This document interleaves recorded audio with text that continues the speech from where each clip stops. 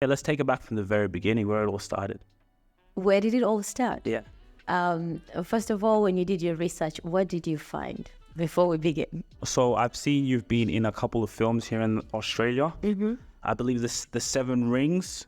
I have them on the top of my head. The Seven Rings, or a title by that name. Shangshin. Yes, Shang-Chi, yeah. I saw it was that type of movie. And then within the fashion industry, like I was really impressed the awards that you won, like Fashion Icon of the Year. Yeah. You know, so I was like, okay, within the fashion industry, an actress, you know, you're an author as well. Yeah. So it's just like what I noticed when I looked into your story is you're a person with different facets. You know, you've been able to go into the industries that you've been in and be successful, you know, and for us within the African community, that's what it's all about. I want people, when I see you, I'm impressed with how you had a vision. You had something in your mind and you materialized that. Yeah. You know, not everyone can do that. And especially what we're talking about here in Australia, like to do that as an African woman, you know, it's like the essence is here. And, you know, just again, looking at your hair, seeing, you know, when I spoke to mom, she saw you at a fashion event. And so that's what was just really inspiring. And I was just like, I need to know this person's story, because at the end of the day, like, you know, someone may see you and they see the end product, but they don't see the process. Exactly. They don't see what you had to go through, what we don't see. And I love that because I talk about that in my book, The Immigrant That Found an Unapologetic Voice. I wrote that book especially because people kept asking me, Suzan, how did you get where you are? And at the end of the day, I'm just like any other boy, any other girl who had immigrant parents who moved overseas, had the opportunity to be raised in Australia.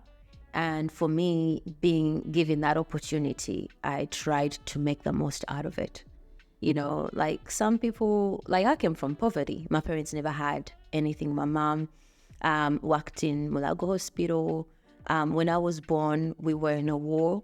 We were used to hide under the ground. So, you know, President Museveni, Obote, and Amin were like fighting. So we were towards the end of that when I was born.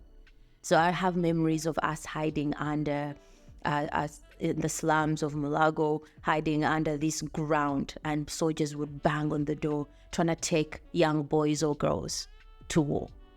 Wow. You know, I have memories of that. You know, I didn't grow up in the best situation. You know, I grew up in the slums. Like, we used to play games, and I had never had Barbie dolls, you know. And until when my mom made some money, and later she sent me a doll. But I made my own dolls. I made my own toys.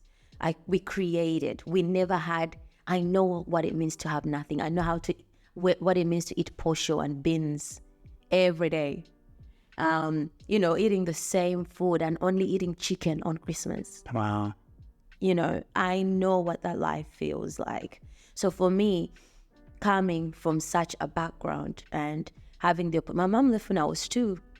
So I wasn't raised by my mom. I was raised by my aunties and sisters. I went from one auntie to the other because I missed my mom so much.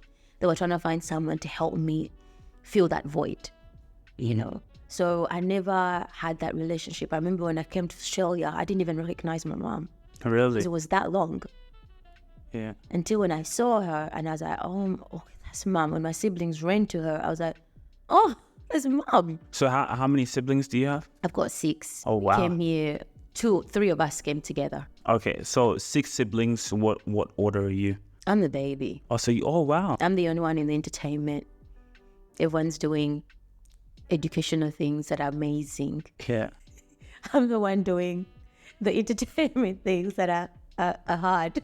Yeah. Yeah. So what was it like, you know, like you said, take it back to even just where you grew up. Like, how was childhood like? I know you said you had... It was quite, you know you don't have anything, you're not looking, you're content. I know you guys are enjoying the video. Please take time to have a look at Suzan's book. Link in the description. Get to reading. You're not looking for... I wish I had a baby doll, but I used what we had. Like, we created... I remember boys in where we grew up, they used to make toy cars out of silvers, like, you know, those African silvers, like recycled bottles, cups. I remember they used to give me hand downs from your older sister to the youngest. you know, like the only time you would have the best of the best is maybe like, even my birthday. I never celebrated my birthday, but my sister made sure every birthday she would see me, she'll buy me a burger, she'll sit with me, and she'll make it so special. And I never forgot those memories. You know, like for me, I don't know, like when I came here, I saw opportunity. And I remember watching TV and I saw Masha Hines for the first time. What show? It was Idol. Yes. She was the judge on Idol. Yeah. And I remember when I saw that, I'm like, huh? Black people can be on TV. When I was young, we had out, I remember for entertainment, my dad had like a small size of a shoebox television. It was black and white.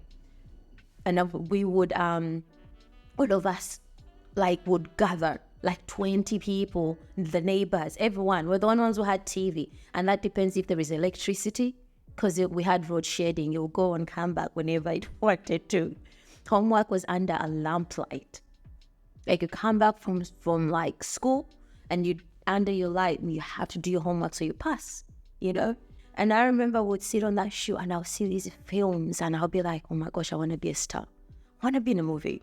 Oh my gosh. And I want to be a TV presenter. I used to see these African girls TV presenting. I'm like, I want to do that. And then that opportunity never happened for me when I was Africa. Came to Australia, I'm like, is there an opportunity like that? As I see Masha for the first time on TV, first black person, I'm like, yeah, I can do that. Yeah. She gave me the hope to say black people are welcomed on TV. On TV. How old were you when you came to Australia? 11. 11? 11. Okay, so how did that happen? When I came to Australia? Yeah. Well, I was reuniting by my mom. Okay. So we didn't have, like I said, like my mom left me when I was 2. So I was rejoining with my mom. Okay, so she left when you were 2. When did you realize there was a war? Or how old were you when the war broke out? So during two, she left when I was around maybe 5. That's when she left because it was bad. It was bad. And they were looking for nurses to come to Australia. So that's how she got the opportunity to come to Australia.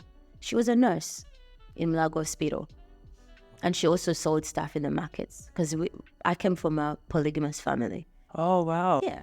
How did you seeing that, did that affect, or did you look at relationships in a different way? I don't want that. I know what I don't want. Okay. Why not? I know. What do you mean, why not? Like, what made you see that and say, I don't want this, or? Because it doesn't add value. Like, I can ask you, are you in a relationship? Yeah. What kind of relationship is it? Monogamous. Exactly. Yeah. But why did you choose that? Because to pour into one person, that's all the effort and the thing that I need. Like, imagine just spreading that out. Exactly. And a lot of African families back home are like that. I don't know if you've been. Have you been? I have. I've heard about it quite a lot. It's quite common in a lot of yeah. African countries, and it's the culture. It's also back in the days, it was all about how many cows, how many children. For them, they were thinking, the mentality was different. So, and that can be, such our parents' choices can be detrimental kind of to us. And that's why you need to work through those things. When we grow up and you come here and you start realizing, oh my gosh, I thought that was the norm. Actually, no, things can be right. And we can live right. And you can love right. And you should honor your wife and, those things. And then you're like, oh my gosh, like your eyes open up. You see clearly, you know what I mean?